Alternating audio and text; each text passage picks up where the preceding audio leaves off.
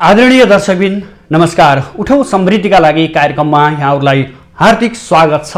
म सुदर्शन आचार्य। दर्शकबिन अन्तर्राष्ट्रिय नागरिक उड्डयन संगठन आइकाओको सुरक्षा मापदण्ड अनुसार नेपालले 70% हाराहारीमा प्रगति गरेको छ। अन्तर्राष्ट्रिय हवाई क्षेत्रमा भइरहेको अभ्यास र आधुनिक प्रविधिको प्रयोगमा पनि नेपालले कुनै बाँकी कसर नराखेको बताइरहेको छ। तर पनि किन नेपाल अझै इयुको कालो सूचीमै छ? पछिल्लो समय इयुले नेपाललाई कालो सूचीबाट हटाउने सिग्नल दिइरहेको छ र यो अभिव्यक्तिलाई परराष्ट्र मन्त्रालयले आफ्नो ठूलो उपलब्धिको रूपमा मानिरहेको अवस्था छ। र यो विषयमा नागरिक उड्डयन क्षेत्रका विज्ञहरू बीच पनि पछिल्लो समय चर्चा परिचर्चा चल्न थालेका छन्।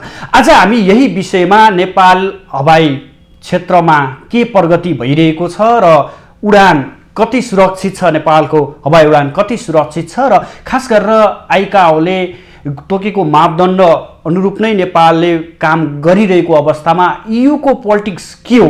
किन इयुले चाहिँ नेपाललाई कालो सूचीबाट हटाउन लामो समयसम्म आनाकानी गरिरहेको छ र पछिल्लो सिग्नललाई हामीले कसरी हेर्न सक्छौँ भन्ने विषयमा केन्द्रित रहेर आज हामी छलफल जमर्को गर्नेछौँ। र आज यस विषयमा छलफलको लागि हामीसँग नेपाल नागरिक उड्डयन प्राधिकरणका प्रवक्ता राजकुमार छेत्री, त्यसैगरी वायु सेवा सञ्चालक सङ्घ नेपालका प्रवक्ता योगराज शर्मा कण्डेल र वरिष्ठ पाइलट हिरा गुरुङ यतिखेर हाम्रो प्रत्यक्ष सम्पर्कमा जोडिसक्नु भएको छ। यहाँहरूलाई हामी एकमुष्ट रूपमा स्वागत गरौँ। स्वागत छ यहाँहरूलाई माउन्टेन टेलिभिजनमा। धन्यवाद सुरेशजी। हजुर, म सुरुमा राजकुमार छेत्रीज्यूसँग जोडिन चाहे, जो प्रवक्ता पनि हुनुहुन्छ, नेपाल नागरिक उड्डयन प्राधिकरणका प्रवक्ता हुनुहुन्छ। छेत्रीज्यू, के छ यो के हुँदैछ इयुको ब्ल्याकलिस्ट पोलिटिक्स? एउटा चाहिँ अब यो बेला खुशखबरी त अहिले भनि नहालौँ, तर एउटा चाहिँ अब शुभ बिहानीले होल दिनलाई चाहिँ राम्रो बताउँछ भने जस्तै अब अस्ति हिजो हामीले चाहिँ 76 इकाउ डे मनाउँदै गर्दाखेरि त्यसको पूर्व सन्ध्यामा अस्ति बेलुकै एउटा इयुले प्रेस विज्ञप्ति निकालेर नेपालले चाहिँ आफ्नो सेफ्टी मेजर्सहरूको चाहिँ एकदमै राम्रो काम गरिरहेछन् अनि सेफ्टी इन्हान्स भएको छ, जसले गर्दाखेरि भविष्यमा चाहिँ इयुले राखेको एसएससी सेफ्टी सिग्निफिकेन्ट कन्सर्नलाई चाहिँ लिफ्ट अप गर्ने दिशामा कदम हुन सक्छ। र यो बीचमा चाहिँ प्राविधिक सहकार्यमा इयुको प्राविधिक सहकार्य यासाको सहकार्य, त्यस्तै जर्मनी फ्रान्सको सहकार्यमा चाहिँ टेक्निकल कोअपरेसनमा चाहिँ जुन एउटा नेपालले चाहिँ एउटा सेफ्टीको बाटोमा चाहिँ जुन एउटा चाहिँ पाइलाहरू चालेको छ, डकुमेन्टहरू बनाएको छ, टेक्निकल सपोर्टहरू जुन हामीले दिएपछि गरेको छ, त्यसले एउटा राम्रो सुरुवात भएको छ।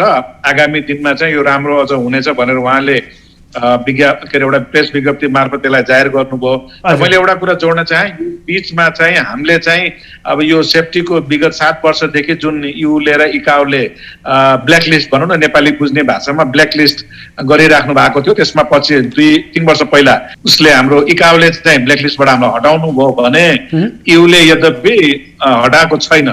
तर चाहिँ हामीले यो बीचमा उहाँहरूले भने जस्तै धेरै डकुमेन्ट्सहरूलाई हामीले रिभाइभ गर्ने, नयाँ हवाई नीति ल्याउने र यो एउटा क्रिटिकल इलिमेन्ट्स इकाओले एउटा मापदण्ड पैमानाको लागि चाहिँ मेजरको लागि चाहिँ 8वटा क्रिटिकल इलिमेन्ट्स, एउटा 8वटा सेक्टरलाई चाहिँ क्षेत्र चाहिँ तोकिदिएको छ। त्यसमा रेगुलेसन, एरोड्रम, त्यसमा airworthiness, air navigation system, flight operation, flight pilot personnel licensing, यी कुराहरूको चाहिँ र एयरक्राफ्ट इन्भेस्टिगेसन, यसलाई चाहिँ यसको चाहिँ 60% भन्दा माथि भयो भने चाहिँ तपाईँ वर्ल्ड एभरेज भन्दा माथि हुनुभयो राम्रो भन्ने चाहिँ जनाउँछ भने त्यो भन्दा तल भएकोलाई चाहिँ अलि राम्रो भन्दैन, सेफ्टीमा चाहिँ कम्प्रोमाइज भयो, अलिक प्रब्लम भयो भनेर उहाँहरूले मूल्याङ्कन गर्नुहुन्छ। विगतमा टेक्निकल अडिट आएर सेफ्टी अडिट गर्दाखेरि अब यी कुराहरूमा अलिकति हाम्रो कुनै फिल्डमा, सबैमा होइन, कुनै फिल्डमा कम देखेर उहाँहरूले हामीलाई सेफ्टी लिस्टमा एसएससीमा राख्नु भएको थियो। तर मैले अहिले चाहिँ अब हामीले चाहिँ हाम्रो आन्तरिक मूल्याङ्कन गरेर हामीले इयुलाई चाहिँ अब तपाईँले टेक्निकल टिम पठाउनुहोस्, सेफ्टी अडिट गर्नुहोस् भन्छौँ हामीले।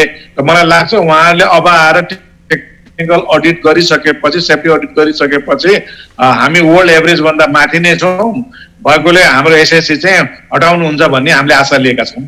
हजुर, तपाईँले एउटा भाषा प्रयोग गर्नुभयो, खुस खबर भन्नुभयो। आज बताइदिनुहोस् न आम दर्शकलाई के छ खुस खबर, के हो युको?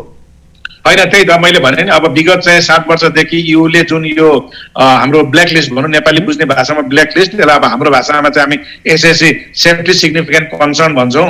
7 वर्ष लगाइराखेकोले हाम्रो नेपाली केरियर जहाज युरोप जान नपाउने, अब युरोपका अब हुन सक्छ केही मान्छेहरू नेपालको स्काई सेफ छैन भनेर उहाँहरू सायद नेपाल आउनु नआउनु भएको पनि स्थिति हुन सक्छ। वर्ल्डले मोनिटर गरिरहेको कुराहरू हुन भएको छ। यी कुराहरूले गर्दाखेरि हाम्रो कतै न कतै पर्यटनलाई असर पो गर्यो कि हाम्रो फ्लाइट अपरेसनमा अलिकति बिजनेसलाई असर गर्यो कि भन्ने जुन एउटा माहौल एउटा बनिरहेको छ। अब हिजो अस्ति चाहिँ युको चाहिँ यो जुन एउटा प्रेस विज्ञप्ति आयो हामीलाई चाहिँ एउटा चाहिँ हाम्रो सिभिल एभिएसनको विषयमा, यसले चाहिँ आगामी दिनमा चाहिँ हाम्रो सेफ्टी इन्हान्स अझ हामी गर्छौँ। मेजरहरू जे गर्नुपर्ने कामहरू हामी गर्छौँ र एसएससी हट्छ भनेर आशा गर्ने भएकोले मैले खुसखबरी भने। हजुर, सम्भावना कतिको देख्नुहुन्छ अथवा कति टाइम लाग्ला यो?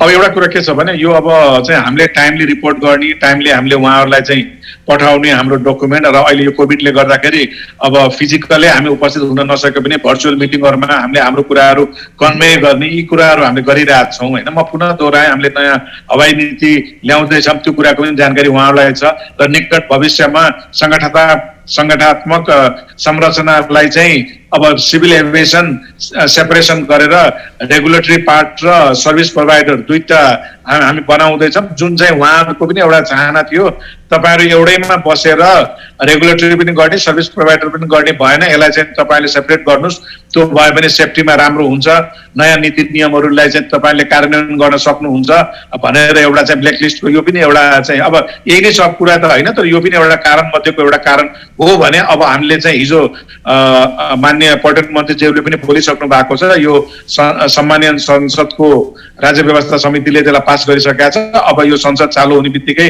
अब हाम्रो प्रतिनिधि सभाले पास गरेर त्यसपछि त्यो आउँछ, त्यसपछि हामी ऐन बनाउँछौँ। ऐन बनेर लाल मोड लागिसकेपछि हाम्रो प्राधिकरण रेगुलेटरी पार्ट र सर्भिस प्रोभाइडर दुईटा भागमा छुटिन्छ। यी कुराहरूले भइसकेपछि र हामीले उहाँहरूलाई चाहिँ युलाई चाहिँ तपाईँले टेक्निकल टिम पठाउनुहोस् यहाँ सेफ्टी अडिट गर्नलाई भनेपछि मलाई लाग्छ आगामी 6 महिनाभित्र चाहिँ हामी चाहिँ सेफ्टी कन्सर्न जुन ब्ल्याकलिस्ट, अब नेपाली भाषामा ब्ल्याकलिस्ट भनौँ, ब्ल्याकलिस्टमा युले राखेको छ, त्यसबाट हामीले मुक्ति पाउँछौँ भन्ने मैले आशा लिएको छु। हजुर, कर्णेलज्यू कसरी हेर्नु भएको छ यो युको ब्ल्याकलिस्ट पोलिटिक्सलाई, तपाईँले कसरी विश्लेषण गर्नुहुन्छ? धन्यवाद सुदर्शन भाइ। विशेष गरी यो यहाँलाई जानकारी पहिला म के जानकारी गराउन चाहन्छु भने 5 डिसेम्बर 2013मा हामीले बिहान करिब 5:45 सूचना पायौँ नेपाल कालो सूचीमा भनेर युरोपियन युनियनले जारी गर्यो। युरोपको 28वटा कन्ट्रीहरूमा नेपाल बेस गरेका जहाजहरू उड्न नपाउने गरी कालो सूचीमा राखेको र यसमा विशेष गरेर नेपालको सन्दर्भमा सुरक्षाको कुरालाई लिएर, उडान सुरक्षाको कुरालाई लिएर यो गरिएको भनेर आए। पटक पटक डेलिगेसनहरू यहाँबाट पनि साथीहरू जानुभयो, यसमा क्यानको डेलिगेसन गयो, आह्वानको साथीहरू जानुभयो र उताबाट पनि अहिले पछिल्लो चरणमा धेरै डेलिगेसनहरू आउने जाने भए। हामीले धेरै डकुमेन्टहरू नेपाल सिभिल एभिएसनले पठाएको छ, यसमा प्राइभेटले पनि अहिले सहयोग गरिरहेको छ। सुरक्षाको सन्दर्भमा सिभिल एभिएसनले जारी गरेका जति पनि नीति नियमहरू छ त्यसलाई अहिले एकदम पूर्ण पालना गर्ने गरी, कडाइका साथ पालना गर्ने गरी यसमा चाहिने आह्वानको रोल पनि त्यत्तिकै छ। अरू इन्डस्ट्रीमा पनि हामी लागेका छौँ। अब यो पछिल्लो चरणमा हिजो भर्खरै हाम्रो क्यानको प्रवक्ताज्यूले पनि भन्नुभयो खुसीको खबर हो, एउटा सङ्केत, उहाँले भन्नुभयो सङ्केत हो। मानसिक रूपमा के छ भने डकुमेन्टेड वाइज अहिले EU लगभग पोजिटिभ मानसिक रूपमा तयार भएको छ। तर प्राविधिक कुरा जब डकुमेन्टेसनको पार्ट र लिखित रूपमा आउँछ त्यसलाई केही समय अवश्य लाग्छ। तर यसको सङ्केत कसरी पनि गर्न सकिन्छ भने हेर्नुहोस्, सबभन्दा ठुलो निकाय भने आइकाओ हो। आइकाओले हामीलाई यो सूचीबाट बाहिर निकालिसकेको छ र EU को मात्रै सन्दर्भ लगेको कारणले युरोपियन युनियनको डेलिगेसन पटक पटक आउने, यसमा उहाँहरूले भनेका कुराहरू, गर्न लगाएका कुराहरूमा अहिले पछिल्लो चरणमा धेरै नै प्रगति, उहाँले भन्नुपर्ने 60% को कुरा गर्नुभयो उहाँले एउटा इन्डिकेटरको। र हामीले कुनै सन्दर्भमा नेपालको सिभिल एभिएसनले त करिब वर्ल्डको स्टाटसमा हामी पुगेका छौँ, हाम्रो कुनै सबैमा भन्दैनौँ। त्यस कारण गर्दा ठुलो प्रगति हामीले मारेका छौँ। तर यो 7 वर्षको अन्तरालमा नेपालको एभिएसनमा तपाईँले हेर्नु पनि भएको छ भने पहिलाको तुलनामा एक्सिडेन्टको रेट घटेको छ, मृत्युको रेट घटेको छ त्यसकारण यो पोजिटिभ सङ्केत हो र आगामी दिन छिटै नै मलाई लाग्छ 2021 हाम्रो 21 चाहिँ सुखद वर्ष हुनेछ यो कालो सूचीबाट हट्छ। जस्तै यो तपाईँले प्रसङ्ग निकाल्नु भएको छ यो आइकाओ र इयुको कुराहरू छ। आइकाओको कुराहरूलाई इयुले कतिको रूपमा लिन्छ, त्यो ग्रहण कतिको गर्ने पाउनु भएको छ? यो अन्तर्राष्ट्रिय हेर्नुहोस्, आइकाओ भनेको के हो भने संसारका अहिले 194 मुलुकलाई एभिएसनको सेक्टरमा एउटा बन्डिङ गरेर राख्ने संस्था हो। चाहे इयु होस्, चाहे युरोपियन युनियन होस्, चाहे अफ्रिकन मुलुक होस्, चाहे अमेरिकन मुलुक होस्, चाहे एसियन मुलुक होस्, सबभन्दा पहिलो निकाय भनेको के हो भने आइकाओ, इन्टरनेसनल सिभिल एभिएसन अर्गनाइजेसन, जसको मातहतमा रहेर संसारका युनिफर्मिटी, संसारमा कुनै पनि एभिएसन रिलेटेड, विशेष गरेर तपाईँहरूले हाम्रो भाषामा भन्दा एनएक्सएस भन्छौँ, त्यो एनएक्समा रहेर सबैले गर्ने। त्योभन्दा बेस्ट बनाउने कुरामा हो युरोपियन युनियनले अझै त्योभन्दा अझै राम्रो बनाउन खोजेको होला, जसको सन्दर्भमा युरोपका केही व्यक्तिहरू नेपाल भ्रमण गर्ने क्रममा केही एक्सिडेन्टहरूमा परेर एक्सिडेन्टमा मृत्यु दर बढेको कारणले उहाँहरूले यो कालो सूचीमा राखेको भन्ने कुरा आएको हो। अहिले तपाईँले भन्नुहुन्छ भने यसमा पनि विशेष गरेर तपाईँहरूलाई मैले भनिदिउँ, नेपालको सन्दर्भमा हामी डोमेस्टिकमा केही त्यति बेला 2012-13को म घटना अलिकति बताउन चाहन्छु। एउटा जोमसोमको घटना र अर्को तपाईँलाई यो मनारा खोलाको घटनापछि योहरू डेभलपमेन्ट भएको जस्तो देखिन्छ। एक्सिडेन्टहरू संसारमा अरू कुराहरूलाई लिएर यो गरिएको, तर एकलौटी रूपमा यो हामीले पटक पटक पनि नेपालको सिभिल एभिएसनले, प्राइभेट इन्डस्ट्रीले भनेको छ। एक्सिडेन्ट अहिले आजको दिनमा युएसमा पनि भएको छन्, मृत्यु दर पनि भएको छ।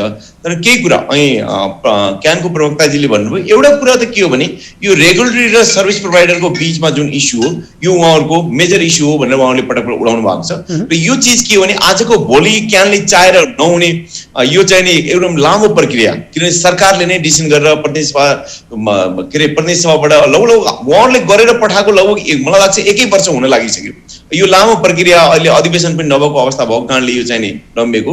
यो आउन साथ क्यानले भित्र गर्नुपर्ने प्राइभेटबाट सपोर्ट चाहिने उहाँहरूले गरेर सिधाइसक्नु भएको छ र सरकारको तर्फबाट हुने अथवा मन्त्रालयको तर्फबाट हुने कुराहरूमा केही बाँकी कामहरू बाँकी रहेको कारणले यो चाहिँ नि अहिले मैले अघि नै भने मानसिक रूपमा दे हेभ एग्रिड, ओन्ली प्राविधिक रूपमा डकुमेन्टेड जब डकुमेन्ट तयार गरेर दिइन्छ त्यति बेला कालो सूचीबाट हट्नका लागि जुन जुन कुराहरू उहाँहरूले उठान गर्नुभयो, जसलाई हामीले सेफ्टी अडिट भन्छौँ, उहाँहरूले गरेको अडिटमा भएका कुराहरूमा सरकारले र मन्त्रालयले गर्नुपर्ने केही कामहरू बाँकी रहेको कारणले मात्रै यो रोकिएको। नै पनि मलाई लाग्छ यति बेलासम्म हामीले सुखद समाचार यो आकाशमा जोडिएको हिजोको दिनमै हामीले सायद सुखद समाचार पाउँथ्यौँ। यही प्रसङ्गमा जस्तो परराष्ट्र मन्त्रालयले युले सिग्नल दिइसकेपछि परराष्ट्र मन्त्रालय ठुलो उपलब्धिको रूपमा यसलाई लिएको छ के साँच्चै परराष्ट्र मन्त्रालयकै पहलमा यो युले हटाउने अथवा चाहिँ राख्ने भन्ने हुन्छ? यस्तो हुन्छ, यो जहिले पनि हेर्नुहोस् अन्तर्राष्ट्रिय रिश्तो यो के भन्छ कूटनीतिक नियम मार्फतै हुनुपर्छ यो परराष्ट्र, किनभने डाइरेक्ट जान पाइँदैन। किनभने तपाईँलाई मैले अघि नै भनिसकेँ युरोपियन युनियनको डेलिगेसन भन्ने बित्तिकै डाइरेक्ट उहाँहरू क्यानमा आउनु न, यसको लागि परराष्ट्र निकायले यो प्रत्येक डेलिगेसनहरू यो कूटनीतिक नियम मार्फत, जस्तै क्यान पनि जाँदाखेरि त्यही कूटनीतिक नियम नै प्रयोग गर्ने हो। जस्तै यहाँबाट जो नेपालको डेलिगेसन पनि जाँदाखेरि डाइरेक्ट चाहिँ त्यहाँको युरोपियन युनियनको डेलिगेसन टिमलाई अथवा त्यहाँको एक्सपर्ट टिमलाई डाइरेक्ट भेट्न पाउँदैन। यो प्रक्रिया नै हो, हेर्नुहोस् यो पोलिटिकल प्रक्रिया हो, यसमा यही नै फलो गर्नुपर्छ। आज तपाईँले हेर्नु भएको छ भने प्रदेशको मन्त्री विदेश भिजिट गर्न जाँदा संघीय सरकारले अनुमति दिन्छ, त्यो पनि एउटा प्रक्रिया हो। त्यस्तै हाम्रो यहाँबाट जाने कुनै पनि पत्र त्यसको लबी सबै गर्ने प्रक्रिया नै परराष्ट्र मन्त्रालय थ्रु भएको कारणले त्यहाँ आउने पत्र पनि त्यही थ्रु कानमा र मन्त्रालयमा आउने गर्छ। यो चाहिँ नि अफिसियल सिस्टम भएको म यहाँलाई जानकारी गराउन चाहन्छु। हजुर, हिराज गुरुङज्यूसँग जोडिन चाहे, उहाँ लामो समय पाइलटको रूपमा काम गरिरहँदा के साँच्चै नेपाली उडान क्षेत्र बढी मात्रामा सुरक्षाका कुराहरू उठाइन्छन्? कस्तो छ नेपाली उडान क्षेत्र, कस्तो छ हवाई क्षेत्र, कस्तो छ? साँच्चै सुरक्षाका जोखिमका कुराहरू नेपाली उडान क्षेत्रमा देखा परिरहेका हुन्?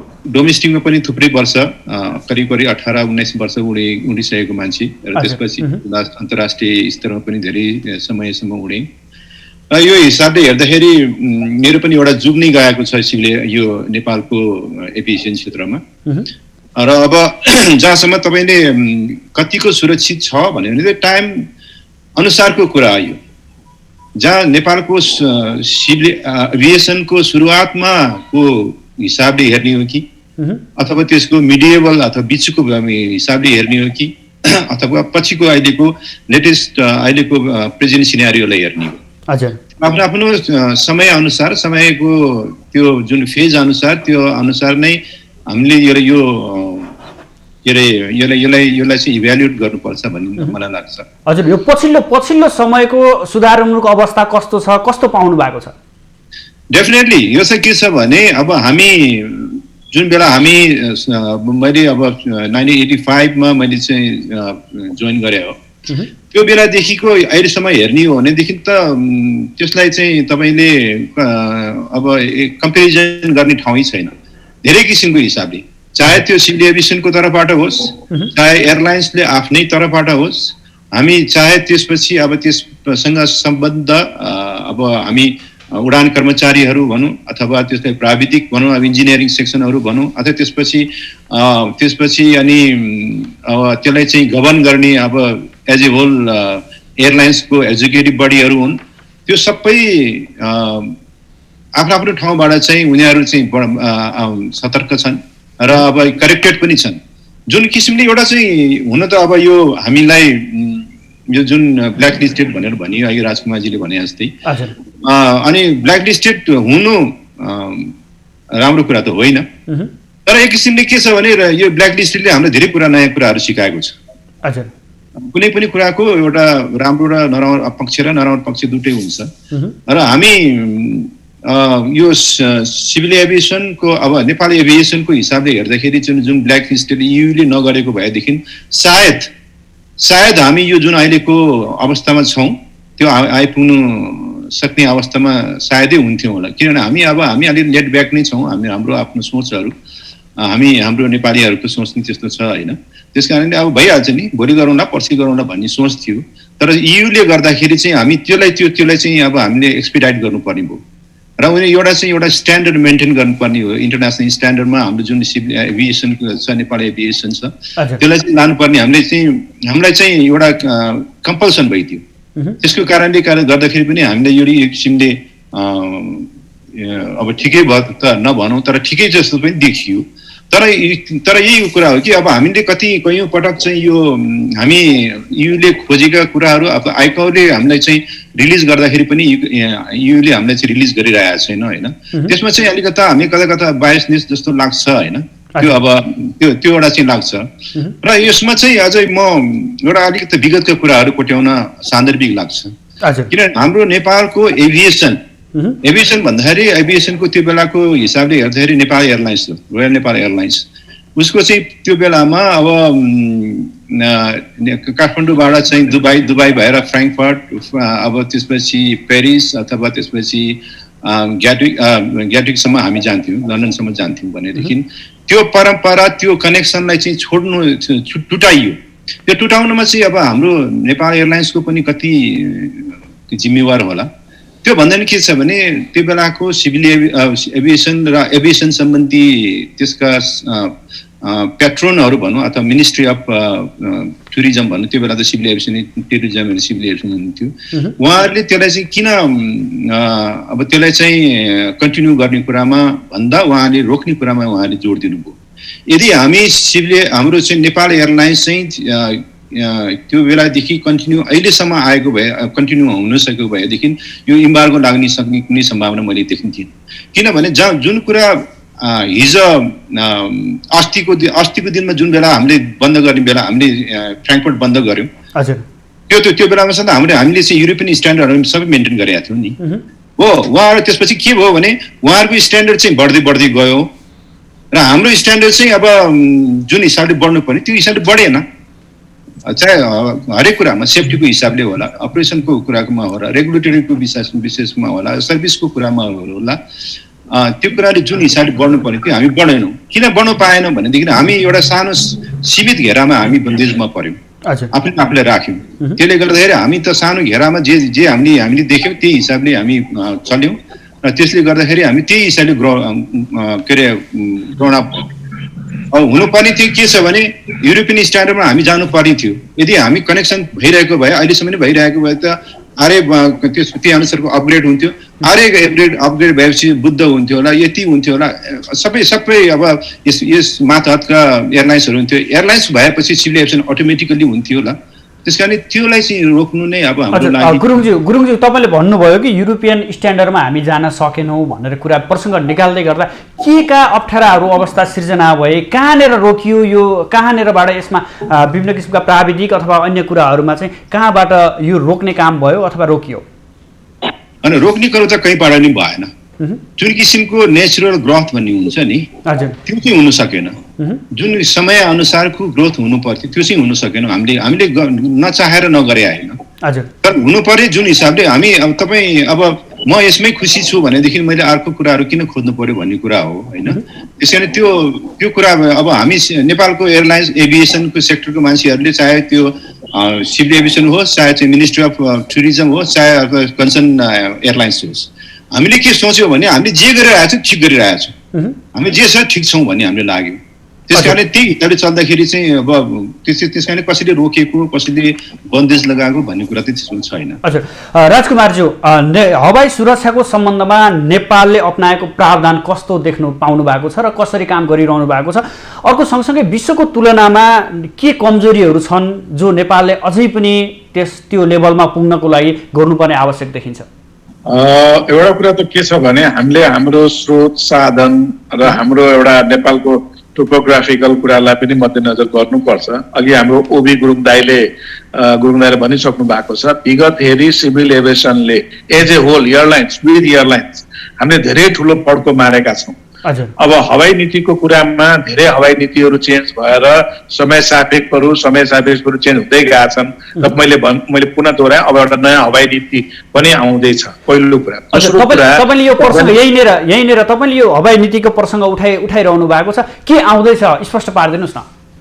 होइन, हवाई नीतिमा धेरै कुराहरू छन् क्या, हवाई नीतिमा धेरै कुराहरू छन्। स्पेसिफिक रूपमा मैले चाहिँ खालि यति भन्न चाहेँ कि नयाँ हवाई नीतिले चाहिँ तपाईँको चाहिँ प्राधिकरणको जुन सेपरेसन छ त्यसलाई चाहिँ लिगलाइज गर्छ भने सेफ्टी इन्हेन्सको चाहिँ जुन हाम्रो सेफ्टी डिपार्टमेन्ट छ, जुन हाम्रो पहिला विभाग, अब हामीले जागिर खाँदाखेरि सेफ्टी महाशाखा थियो भने पछि विभाग गयो, अहिले निर्देशनालय अन्तर्गतको छ होइन। त्यसमा चाहिँ अब डिभोटेड कर्मचारी जुन पहिला चाहिँ अरू फ्याकल्टीबाट पनि आउनुहुन्थ्यो भने अहिले छुट्टै समूह बनाइएको छ। अब त्यसमा पहिला क्याप्टेन साहबहरूको दरबन्दी एउटा दुईटा मात्रै थियो भने अहिले 7-8वटा चाहिँ तपाईँको कन्ट्र्याक्टमा लिएर पनि सिनियर क्याप्टेन साहबहरू विज्ञ सरहरूलाई लिएर राखिएको छ। अब त्यस्तै एरोनोटिकल इन्जिनियर विज्ञ सरहरूलाई पनि लिएको छ। धेरै कुराहरूको समसामयिक सुधारहरू भएर आज युले यो चाहिँ तपाईँको अलिकति चाहिँ तपाईँको एसएससीबाट चाहिँ लिफ्ट अप गर्ने चाहिँ सिनारियो चाहिँ क्लियर भएको छ, पहिलो कुरा। दोस्रो कुरा, सबभन्दा महत्त्वपूर्ण कुरा त के छ भने गर्ने बित्तिकै तपाईँको धेरै कुराहरू चाहिँ त्यो चाहिँ अब उहाँहरूले भने अनुसार र हामीले काम गर्दा पनि त्यो सजिलो हुँदै जान्छ। तेस्रो कुरा चाहिँ सबभन्दा महत्त्वपूर्ण चाहिँ सिभिल एभिएसन लगायत एयरलाइन्सले अघि हाम्रो योगराजजीले पनि भन्नुभयो, एयरलाइन्सले पनि अहिले एकदमै चाहे हेलिकप्टर विङ्स होस् चाहे फिक्स्ड विङ्स होस्, उहाँहरूले पनि सेफ्टीमा एकदमै राम्रो रोल प्ले गरिराख्नु भएको छ। उहाँहरूले पनि आफ्नो डिपार्टमेन्ट सेफ्टी छुट्टै निकाय बनाउने, डकुमेन्ट बनाउने, सिभिल एभिएसनसँग निरन्तर करेस्पोन्ड हुने, अनि उहाँहरूको आफ्नो इन्टरनेसनल च्यानलमा चाहिँ उहाँहरू चाहिँ कनेक्सन हुने, सेफ्टी सेक्युरिटीलाई मेन फोकस गरेकोले आज चाहिँ तपाईँको एक्सिडेन्ट रेट नेपालमा फ्याटालिटी क्याजुअलिटीहरू कम हुँदै गएकोले पनि हामी चाहिँ राम्रो स्थितिमा गइरहेछौँ। म भन्छु, म पुनः दोहोऱ्याएँ, नेपालको टोपोग्राफिकल कन्डिसन हेर्दाखेरि अरू देशसँग केही भिन्नता छ। यहाँ 83% पहाड छ र तपाईँको फेरि हाम्रो इकोनोमिक कन्डिसनले पनि धेरै कुराहरू चाहिँ गर्छ। जस्तो इनरुट रेडार, हामीले नेपालभित्र इनरुट रेडारहरू हामीले अहिले चाहिँ गर्न सकेका छैनौँ। गर्न पायौँ भने त्यसले पनि हामीलाई धेरै सहज हुन्छ। तथापि मैले एउटा चाहिँ सानो एउटा प्रसङ्ग कोट्याउन चाहेँ। थाई एयरलाइन्सको क्र्यास हुनुभन्दा पहिला हाम्रो नेपालमा, हाम्रो देशमा चाहिँ रेडार थिएन। अब त्यसको क्र्यास पछि हामीले प्राइमेरी रेडार इन्स्टल गऱ्यौँ टिआइएमा। तर अहिले चाहिँ 3 वर्ष पहिला चाहिँ 2 वर्ष पहिला 2-2.5 वर्ष पहिला चाहिँ भट्टे डाँडामा चाहिँ ललितपुरको भट्टे डाँडामा सेकेन्डरी रेडार हामीले इन्स्टल गरेका छौँ। त्यसले हाम्रो सेफ्टी इन्हान्स धेरै बढाएर लगेको छ। त्यस्तै हामीले चाहिँ तपाईँको एडिएसबी टेक्निकल इक्विपमेन्टहरू हामीले जडान गरेका छौँ, डोमेस्टिक पनि इन्टरनेसनल पनि, त्यसले पनि हाम्रो सेफ्टी इन्हान्स गरेका छ। त्यस्तै अब तपाईँको एएफएस सिस्टम होइन, यो फ्लाइट स्ट्रिप सिस्टमहरू छ जुन चाहिँ पहिला हामीले हातले गर्थ्यौँ भने अब इलेक्ट्रोनिक्स माध्यमबाट त्योहरू हुन्छ। त्यो कुराहरूले धेरै कुराहरू यसमा चेन्ज हुँदै गएकोले चाहिँ सेफ्टीको चाहिँ हाम्रो वर्ल्ड एभरेज भन्दा हामीहरू धेरै माथि गएका छौँ। र एउटा कुरा के म भन्न चाहेँ भने जुन दिन युएस बाङ्ला क्र्यास भएको थियो काठमाडौँ त्रिभुवन अन्तर्राष्ट्रिय विमानस्थलमा, त्यो दिन विश्वमा 7वटा हेलिकप्टर एक्सिडेन्ट भएको थियो त्यही दिन। अब अमेरिका लगायत इरान, टर्की लगायत देशमा अब भनेपछि एक्सिडेन्ट जहाँ पनि हुन्छ, भविष्यमा जहाँ पनि आउन सक्छ, तर त्यसलाई मिनिमाइज कसरी गर्ने, त्यसलाई शून्यमा कसरी झार्ने भन्ने हाम्रो प्रयास हुनुपर्छ। र यो प्रयास हामी सबैको एफर्ट छ यसमा, एयरलाइन्सको पनि छ यसमा, हाम्रो अघि हाम्रो ओबी दाइले भनेको छ एनएससी को एयरलाइन्सहरू, फिक्स्ड विङ, अब रोटरी विङ सबैको कम्बाइन्ड इफोर्टले आज एभिएसन फिल्ड नेपालको सुरक्षित छ। म भन्छु यो अझ यसरी हुँदै जान्छ र अब हामीले आगामी दिनमा चाहिँ अहिले जुन चाहिँ एउटा विश्वले चाहिँ नेपालको स्काई स्टेप छैन कि भनेर जुन एउटा भन्ने एउटा बाटो पाउनु भएको छ, त्यो बाटो उहाँले पाउनुहुन्न। हामीले हाम्रो स्काई स्टेप छ भनेर हामीले प्रुफ गर्छौँ। हजुर युवराजज्यू, साँच्ची हाम्रो प्रवक्ताज्यूले भने जस्तै नेपाल सेफ छ अथवा चाहिँ यसमा नीतिगत र भौतिक पूर्वाधारहरूमा के कस्तो गरिनुपर्छ र अहिलेको अवस्था, विद्यमान अवस्था कस्तो छ? यसमा तपाईँलाई म अलिकति बेसमा जान चाहन्छु। नेपालको यो सन्दर्भमा कालो सूचीमा राख्नुको पछाडिको उहाँहरूको एउटा शब्द प्रयोग गर्नुभएको थियो उहाँहरूले, अनसेफ क्यारियर्स भनेर। यसमा क्यानले एक्लो गरेर त हुँदैन, पटक्कै हुँदैन। यसमा एयरलाइन्स नै जिम्मेवार हो। हेर्नुहोस्, हामीले हाम्रो डेलिगेसन टिमले पनि दुईटा कुरा प्रश्न पारेको थियो। अहिले अन्तर्राष्ट्रिय विमानहरूलाई रोकिएको, जबकि एक्सिडेन्ट डोमेस्टिकमा थियो, अन्तर्राष्ट्रियमा थिएन। हाम्रो वास्तवमा भन्नुहुन्छ भने पछिल्लो चरणमा कुनै फ्याटिलिटी अन्तर्राष्ट्रिय उसमा हाम्रो नेपाली क्यारियर्सको सन्दर्भमा थिएन। डोमेस्टिकमा त्यो पनि स्टल र हेलिकप्टरमा बढी देखियो, ट्रङ्कमा पनि होइन। हाम्रो सन्दर्भ हामीले त्यहाँबाट रिप्रेजेन्टेटिभ्सहरू क्यानले पनि र प्राइभेट एयरलाइन्सहरूले पनि राखेका हौँ। र यो अनसेफ क्यारियर्स भन्ने बित्तिकै अहिले क्यानको प्रवक्ता राजकुमार सरले भनिसक्नुभयो, हाम्रो 80 डाँडा काँडा भएको मुलुकमा flying is not so easy, it's very difficult, एकदमै गाह्रो। र यसमा सबभन्दा ठुलो के हो भने हामी कहाँ एडभान्स टेक्नोलोजी, अघि नै प्राइमेरी र सेकेन्डरी रडारको कुराहरू आयो, केही कारणले हामीले सिक्दै गयौँ। हाम्रो अहिले सबभन्दा ठुलो प्रब्लम भनेको हाम्रो केही सेक्टरहरू जहाँ चाहिँ जस्तै लुक्लाहरू, हामी जोमसोमहरूका उडानहरू गर्दाखेरि जहाँ जति अलि बढी दुर्घटनाहरू पनि भएको छ, इनरुट वेदर हामीलाई थाहा हुँदैन, केही चिज त्यस्ता समस्याहरू छन्, त्यस्तो इक्विपमेन्टहरू जडान गर्नुपर्ने बाध्यता छ जुन चाहिँ नि एक्लै चाहेर पनि हुँदैन। यदि हामीले सुरक्षाको यी कुराहरूलाई विशेष गरेर मौसमसित सम्बन्धित कुराहरू र यहाँका भएका पूर्वाधारहरूमा केही सुधारहरू हामीले लङ टर्ममा गर्न सक्यौँ भने मलाई लाग्छ भोलिको दिनमा दुर्घटनाहरूको दर, स्पेसली दुर्घटना जिरो गर्ने कुरा त हामी त्यो कल्पना गर्न सक्दैनौँ, that's not possible, but zero fatality भन्छौँ हामी। जिरो फ्याटिलिटीतिर जान सक्यौँ भने यही नै ठुलो उपलब्धि हो। र अहिले एयरलाइन्सहरूले अथवा क्यानले चाहेको पनि जिरो फ्याटिलिटी हो, जिरो एक्सिडेन्ट डेफिनेटली होइन, सकिँदैन। अहिले प्रवक्ताजीले भने जस्तै, राजकुमार दाइले भने जस्तो के हो भने यो यहाँले बुझ्नुहोस्, सोही दिन विमान बङ्गलादेश बित्दाको दिन धेरै एक्सिडेन्ट वर्ल्डमा भएको थियो, तर अन्त कुरा उठेन, नेपालको कुरा उठ्यो, किनभने हामी अलरेडी कालो सूचीमा थियौँ। अब विमान पनि हाम्रो थिएन, बङ्गलादेशको थियो है, युएस विमान। त अब त्यहाँ पनि कस्तो हो भने उसले आफूले बुझ्ने, यताबाट दिएको इन्स्ट्रक्सन नबुझेर केही प्रब्लमहरू भए, तर त्यसको दोष के भयो भने नेपाली आकाश नै देखियो। त्यस कारणले गर्दा भविष्यको दिनमा के हो भने हामीले हाम्रो ह्युमन रिसोर्स नम्बर 1 जति पनि टेक्निकल मेन पावर काम गर्नु छ उहाँ अलर्ट हुनु पर्यो, मेसिनहरू अप टु डेट हुनु पर्यो, र केही क्यानले र मन्त्रालयले गरिदिने पूर्वाधारहरू र इनरुट वेदरहरूका सन्दर्भमा हामीले जोइन्ट एफोर्ट गर्यौँ भने भोलिको दिनमा यो नेपाली आकाश अहिले त सुरक्षित, धेरै सुरक्षित भएको छ। उहाँले भन्नुभयो नयाँ नीति ल्याउँदैछौँ भनेर भन्दै गर्दा के समावेश गर्नु अत्यन्तै जरुरी छ र के समावेश गर्यो भने नीति क्षेत्र पनि थप उत्साहित बन्न सक्ने अवस्था आउँछ? विशेष गरेर यो चाहिँ नि हवाई नीतिले विशेष गरेर खास प्रभाव पार्ने भनेको व्यवसायमा हो। त्यसले त्यति ठुलो असर चाहिँ नि सुरक्षाको कुरा त त्यसमा छ, नभएको होइन, इन्भेस्टमेन्टको कुरा। तर विशेष गरेर हामीले पालना स्पेसली मेन्युअल्सहरू भन्छौँ कि हामी एनएक्सबाट अन्तर्गत गाइडेडहरू को मेन्युअल्सहरू पालना गर्यो भने सो मेन्युअललाई अक्षरश प्रत्येक एयरलाइन्सले पालना गर्यो भने यो चाहिँ नि नेपाली आकाशमा जुन अहिले अनसेफ क्यारियरको धब्बा लागेको चाहिँ हट्छ। नीतितिर जानु पर्दैन, मेन्युअलतिरै अथवा एनएक्सतिरै जानुपर्छ जस्तो लाग्छ। त्यसले चाहिँ नि नीतिमा के छ भने विशेष गरेर हाम्रो यो नेपालको पर्यटन अथवा हवाईसित सम्बन्धित, पर्यटनसित सम्बन्धित विषयहरूमा बढी पैसा कमाउने, अर्थलाई कसरी ड्र्याग गर्ने भन्ने कुरा बढी छ। सुरक्षाका कुराहरू छन्, डेफिनेटली छन्, तर हामीले अहिले विशेष फोकस गर्ने भनेको के हो भने आइकाओले दिएको गाइडलाइनहरू अथवा हाम्रो नेपालको अहिले युरोपियन युनियनसित एउटा एग्रिमेन्ट पनि भइसकेको छ। जस्तै तपाईँलाई थाहा होला पाइलटहरूको एक्जाम, इन्जिनियरहरूको एक्जामहरू अब सबै युरोपियन युनियन अन्तर्गतकै प्याटर्नमा हामी गइसकेका छौँ। त्यस कारणले गर्दा भोलि बिहानको दिनमा यो सजिलो हुन्छ जस्तो लाग्छ। यही नै हो, नीतिले प्रभाव पार्ने भनेको इकोनोमीसित बढी प्रभावित हुन्छ जस्तो लाग्छ मलाई। हजुर ओबीज्यू, जस्तो हवाई सँगसँगै यहाँनिर विमानस्थल सुरक्षाका कुराहरू पनि उठाइन्छ, के देख्नुहुन्छ नेपालको विमानस्थलका कुराहरू कस्ता छन्, कस्ता जोखिमहरू बढी जोखिमहरू छ र समग्र नेपालका जति पनि विमानस्थलहरू छन् तिनीहरूको अवस्था कसरी सुधारोन्मुख अवस्थामा छ या कस्तो अवस्थामा पाउनुहुन्छ? नेपालको एयरपोर्ट्सहरूको बारेमा भन्नुपर्दाखेरि पहिलेको हिसाबमा चाहे त्यो सुगमको हो चाहे दुर्गमको एयरपोर्ट्सहरूलाई पहिलेको हिसाबमा धेरै नै अपग्रेड गरिएका छन् र धेरै अब इभन मनाङ जस्तो ठाउँमा गएर हामीले चाहिँ पक्की रनवे बनाउन सकेका छौँ भनेदेखि चल्नु नचल्नु आफ्नै ठाउँमा छ, चलाउन सक्नु नसक्नु आफ्नै ठाउँमा छ। तर अब जहाँसम्मको फेसिलिटिजको हिसाबले हेर्दाखेरि सिभिल एभिएसनले अथवा कन्सर्न मिनिस्ट्रीको इनिसिएटिभमा ती कुराहरू एकदमै भएका छन्। त्यो चाहिँ एकदमै हामीले प्रशंसनीय नै भन्नुपर्छ, किनभने अब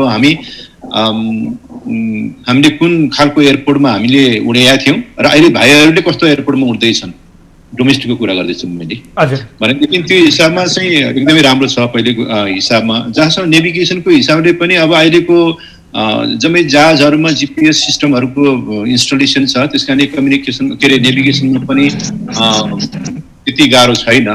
तर त्यसो भन्दै पनि के छ भने अब मेरो पहिले राजकुमारजी अथवा योगराजजीले भन्नुभयो जस्तै हाम्रो टोपोग्राफिकली नै हामी अलिक त बन्देजमा छौँ कि हाम्रो टोपोग्राफी नै यस्तो छ कि जहाँ जुनसुकै कम्युनिकेसनमा अब हामीसँग नेभिगेसनको फेसिलिटिजहरू हुँदै पनि कति कुरालाई हामीलाई यो हामी अमेरिकामा अब इन्डियामै भनौँ न, इन्डियाको समतल मैदानमा उड्नु र अब हाम्रो हिमाली क्षेत्रमा उड्नुमा कति फरक छ, त्यो एकदमै गाह्रो छ। त्यो चाहिँ त त्यो प्रकृतिय समस्या हो, त्यसलाई चाहिँ त अब it's very difficult to solve it by the human के अरे अब क्यापेसिटी भनौँ न। अब त्यो भन्दै पनि के छ भने दुई तिनवटा कुरालाई चाहिँ मैले चाहिँ अब हामीले चाहे भोलि युले हामीलाई चाहिँ हाम्रो इम्बार्गोलाई अब हामीलाई इम्पोज गर्नुभएको जुन रेस्ट्रिक्सनलाई उहाँले चाहिँ अपडेट गर्ला नगर्ला त्यो आफ्नै ठाउँमा छ। तैपनि अब हामीले चाहिँ दुई तिनवटा कुरालाई चाहिँ मैले देखेको तिनवटा क्षेत्र चाहिँ हामीले चाहिँ इम्प्रुभ गर्नु एकदमै जरुरी देख्छु। एउटा चाहिँ के छ भने क्यानमा पनि विशेष गरी के छ भने क्यानले त आफ्नो एउटा उहाँले एउटा नियम बनाउने हो, त्यसमा चाहिँ विशेष गरी हामीसँग जुन अब यो अपरेसनसँग जुन जहाँ इन्सिडेन्ट र एक्सिडेन्ट भन्ने कुरा आउँछ त्यो चाहिँ अपरेसन भइसकेपछि कुरा हो। Once the engine is started र until the engine is shut down, यही दुईटाको बिचमा हुने यो कुराहरू यो के अरे अब दुर्घटना भन्ने कुरा। त्यस कारणले पाइलट र जुन एयरलाइन्सको पाइलट हो र त्यसपछि अर्को चाहिँ के भने सिभिल एभिएसनको टावरको कम्युनिकेटरहरू, युवाहरूको दुईजनाको बिचमा पनि एकदमै कम्युनिकेसन र जुन किसिमको चाहे बङ्गलादेशको अघिको कुरा गर्नुभयो युवराजीले, बङ्गलादेशको अब कुराहरूमा चाहिँ धेरै कुरा कन्ट्रोभर्सीहरू आए होइन, जहाँ जति पनि जुन बेला पनि अब इन्सिडेन्ट र एक्सिडेन्टहरू भइदिन्छ त्यसपछि विशेष गरी जोडिने दुईटा वर्ग हो होइन, पाइलट र टावर। र त्यसपछि अर्को आउँछ मेन्टेनेन्सको कुराहरू। यो तिनवटा कुरा चाहिँ एकदमै भाइटल छ। त्यस कारणले अब हामीले चाहिँ अहिलेसम्म के गरेका थियौँ र अब हामी कसरी गर्ने भन्ने कुरामा चाहिँ अब क्यानले एउटा चाहिँ नीति निर्धारण गर्नुहुन्छ, त्यो एउटा स्ट्यान्डर्ड के अरे मेन्टेन गर्नुपर्ने उहाँले एउटा मापदण्डहरू निकाल्नुहुन्छ, त्यो अनुसार चाहिँ हामीले गर्नुपर्ने भयो। त्यसपछि अर्को एउटा छुटाउने नहुने कुरा चाहिँ मैले के देख्छु भने मेट्रोलोजीमा अब हामीले त भोगेका छौँ होइन, अब पढ्नु र भोग्नुमा धेरै फरक हो।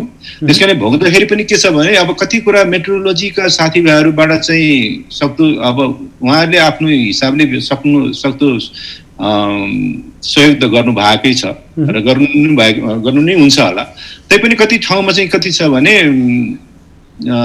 त्यसमा चाहे उहाँहरूकोमा पनि ट्रेनिङको कमी हो कि अथवा उहाँकोमा म भन्न सक्दैन त्यसको कारण चाहिँ के हो।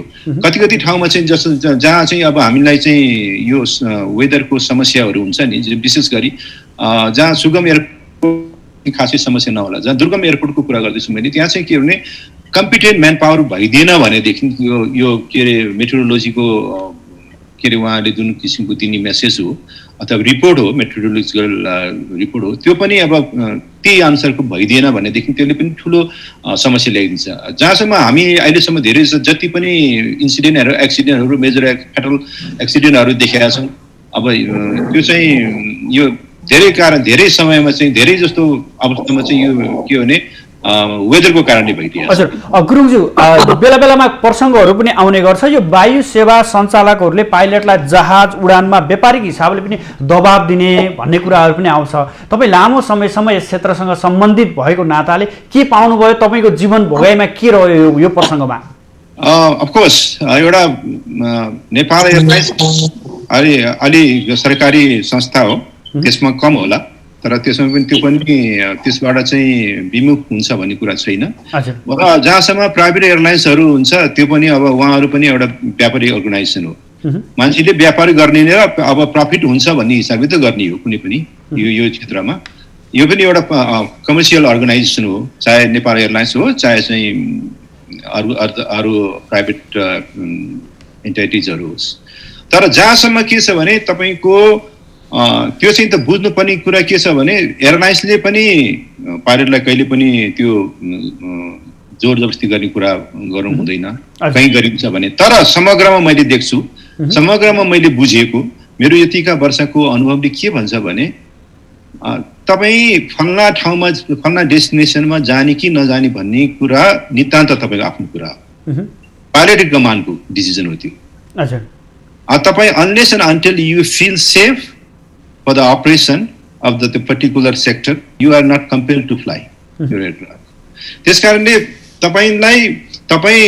तपाईँ यो जुन बेला तपाईँको जहाजमा बस्नुहुन्छ, तपाईँको कमान्ड हुनुहुन्छ भनेदेखि कमान्ड भइसकेपछि ल भनौँ त कुनै एयरलाइन्सले तपाईँलाई चाहिँ जानै पर्छ, भोलि तपाईँको गएन भनेदेखि तपाईँको के अरे नोकरी नै खत्तम हुन्छ भन्ने अवस्था आए पनि उसले चाहिँ के भने नोकरी भन्दा नि के छ भने मान्छेको लाइफ हो नि त, सेफ्टी फर्स्ट हो। त्यो मसिन त्यो एकदमै एक्सपेन्सिभ मसिन छ, त्यसको ड्यामेज त्यसलाई चाहिँ त्यसको क्र्यास भइदियो भने त्यो ड्यामेज भइदिन्छ। त्यसले सबैभन्दा इरिपेरेबल ड्यामेज भनेको ह्युमन लस हो। त्यस कारणले त्यो सबै कुरामा तपाईँले जो कमान्ड बसिन्छ, कमान्डर हुन्छ, कमान्डर अफ द एयरक्राफ्ट, त्यसले चाहिँ त्यो जिम्मेवार बुझ्नुपर्छ। हामी पुनः योगराज कणेलज्यूसँग जोडिन चाहन्छौँ। कणेलज्यू, यो लामो समयको लकडाउन पछि हवाई क्षेत्र पनि प्रभावित भयो, अब कसरी जाने योजनामा हुनुहुन्छ? निजी क्षेत्र अब कसरी बढ्ने योजनामा छ? अब यहाँलाई जानकारी नहोस्, यो चाहिँ नि हाम्रो कन्ट्रोलभन्दा बाहिरको इस्यु हो। कोभिडको कारणले लामो समय प्रभावित भए तापनि अहिले पछिल्लो दिनमा मानिसको कन्फिडेन्स लेभल बढेको छ होइन। भ्याक्सिन आउने कुराले पनि बढेको छ र अहिले यो कोभिडको प्रभाव पनि तपाईँले वर्ल्ड वाइड हेर्नुहुन्छ भने घट्दो क्रममा छ। तर के नयाँ प्याकेजहरू डोमेस्टिकमा प्याकेजहरू आइरहेका छन् र डोमेस्टिक प्यासेन्जर पनि बढ्दो क्रम। तपाईँ डाटा हेर्नुभयो भने सरस्वती स्टल ट्रङ्क रुटहरूमा डाटा एकदम बढेको छ, खालि कम भएको। मलाई लाग्छ यो पछिल्लो चरणमा जस्तै मानव एउटा भैरवाको 5600को फ्लाइटलाई अहिले 2400 1800सम्ममा आयो भनेपछि के भन्छ भने बसको प्यासेन्जर पनि एयरक्राफ्टमा चढ्ने भएको कारणले अहिले तपाईँले डाटा सरस्वती हेर्नुहुन्छ भने एकदम राम्रो डाटा छ, तर इकोनोमिकली कम छ। हेलिकप्टरतिर पनि पछिल्लो चरणमा केही मुभमेन्टहरू भएका छन्। हिजो हामीले 33वटा एयरक्राफ्टमा लगभग सबै ग्राउन्डेड थिए, 1-2 बाहेक भने आज 9वटा एयरक्राफ्टहरू हामीले अपरेसनमा राखेका छौँ। फिक्सुङतिर पनि बुद्ध एयरको यति एयरलाइन्सहरूको मुभमेन्ट पहिला एक-एकवटा प्रत्येक सेक्टरमा थियो भने अहिले 2-3टासम्म पुगेको छ, यतिको त्यही चाहिँ स्थिति। स्टल एयरक्राफ्टहरूको कुरा गर्नुहुन्छ भने स्लोली मुभमेन्टहरू लिएको छ, त्यति धेरै त छैन तर मुभमेन्ट पोजिटिभ उसमा छ। मलाई लाग्छ अब आजबाट युरोपमा तपाईँको भ्याक्सिन सुरु भएको छ, इन्डियामा पनि यही हप्ता भ्याक्सिन सुरु गर्ने भनेको छ, नेपालमा पनि प्रोबेबली आउला। यसले मान्छेको कन्फिडेन्स लेभल बढाएको छ र आगामी दिनमा जस्तै इन्डियाबाट आउने प्यासेन्जरहरूले पनि फोन गर्न सुरु गरिसक्नु भएको छ नेपाल आउने। युरोपको पनि केही मेलहरू आउन सुरु भएको छ भनेपछि भोलिका दिनमा यो लाग्न चाहिँ अझै 6 महिना मिनिमम लाग्छ हेर्नुहोस्। तर 2022 चाहिँ नि राम्रै हुन्छ, 21 चाहिँ नि केही गतिमा हामी अपरेटिङ कस्ट निकाल्छौँ कि भन्ने हाम्रो होप आशा हो, यही नै हो। हजुर, हुन्छ, यहाँहरू यो महत्त्वपूर्ण बहसमा उपस्थित भइदिनु भयो, आफ्ना महत्त्वपूर्ण विचारहरू व्यक्त गरिदिनु भयो, यसको लागि एकमुष्ट रूपमा तिनैजनालाई विशेष धन्यवाद। यो एभिएसनको कुराहरू राख्न दिन मौका जुन दिनुभयो यहाँलाई धन्यवाद सुदर्शनजीलाई आभार व्यक्त गर्न चाहन्छु। धन्यवाद सुदर्शनजी, धन्यवाद। दर्शकबिन, आज हामी खास गरेर यो इयुले नेपाली हवाई उडानलाई कालो सूचीमा राख्दै गर्दा र पछिल्लो समय अब नेपालको हवाई उडानलाई पनि खुल्ने कि भनेर एउटा सकारात्मक सन्देशको रूपमा दिइरहेको छ, एउटा सङ्केत दिइरहेको अवस्थामा के साँच्चै इयुले रोके जस्तै, कालो सूचीमा राखे जस्तै हामी कहिलेसम्म यसरी अगाडि बढ्ने र यसका प्रावधानहरू के हुन्छन् र नेपालतर्फबाट के कस्ता पहलहरू भइरहेका छन्, निजी क्षेत्रको भूमिका यहाँनिर के रहन सक्छ, राज्यको भूमिका के रहन सक्छ र साथसाथै यहाँ लामो समयसम्म हवाई उडान क्षेत्रमा कार्य गर्नुभएका वरिष्ठ पाइलटहरूको अनुभव के छ र विश्वमा नेपालको हवाई क्षेत्रलाई कसरी हेर्ने गरिन्छ भन्ने विषयमा केन्द्रित भएर आज हामी यो बहस सञ्चालन गऱ्यौँ। भोलि पुनः नयाँ विषयवस्तुका साथ उपस्थित हुनेछौँ। तबसम्मका लागि बिदा दिनुहोस्। नमस्ते।